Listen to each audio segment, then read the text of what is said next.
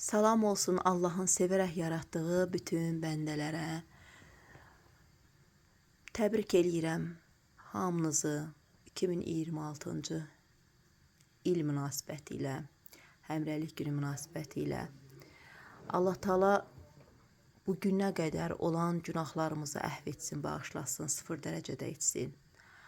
Allah bütün qazilərimizə, xəstələrimizə Əyyub Peyğəmbərə verdiyi şəfadan inayət eyləsin.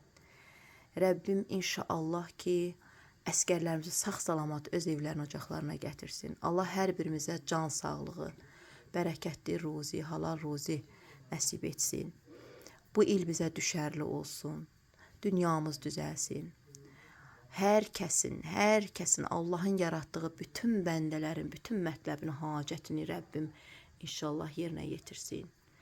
Ən əsas şəhidlərimizin ruhları şad olsun. Çünki biz şəhidlərimizə görə bugün bu yeni ili qeyd edə bilirik.